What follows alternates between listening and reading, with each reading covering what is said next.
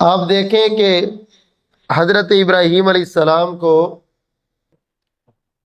سیدہ سارہ کے ساتھ وقت گزارتے ہوئے ایک لمبا عرصہ گزرا۔ جب دعوت دی تو دیکھا کہ قوم نہیں مان رہی، برادری نہیں مان رہی، قبیلہ نہیں مان رہا، حالات نہیں مان رہے،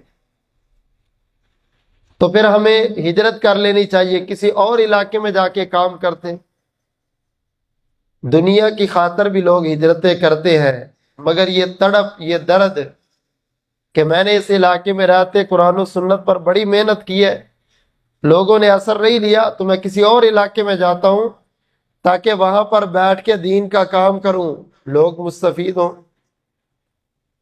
یہ ابراہیم علیہ السلام کی سنت ہے کہ آپ ایک علاقے میں دعوت دے کے اگر تھک جائیں تو دوسرے علاقے میں دعوت کے لیے چلے جائیں۔ تو فرمانے لگے انی ذاہب الی ربی سیہدین، میں جاتا ہوں اللہ کے راستے میں، ہجرت کرتا ہوں، ان کی قسمت میں نہیں تو کسی اور کی قسمت میں اللہ نے ہدایت لکھی ہوگی، وہاں جا کے کام کرو۔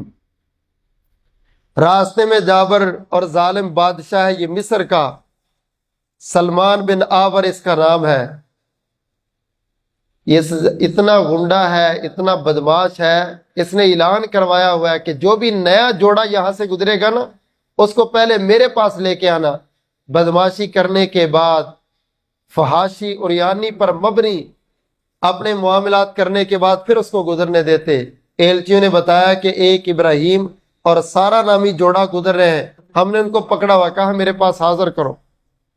صحیح بخاری میں لمبا واقعہ ہے کہ سیدہ سارہ جب قریب آئی، کمرے میں لے گیا تو ان کی طرف جانے لگا۔ دو روایات، ایک میں آتا ہے کہ اس کا ہاتھ شل ہو گیا، دوسرے میں آتا ہے کہ اللہ نے اس کو زمین میں دنسایا۔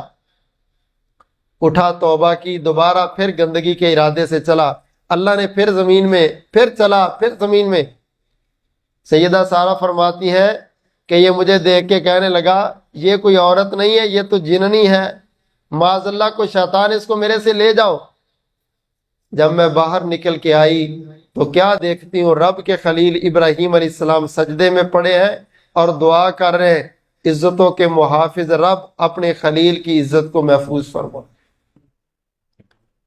اپنے دکھوں اور غموں میں رب کے سامنے جھکنے والے کو اللہ ذلیل بھی نہیں کرتے، رسوا بھی نہیں کرتے، عزت بھی محفوظ کرتے ہیں، اللہ ایمان بھی محفوظ کرتے۔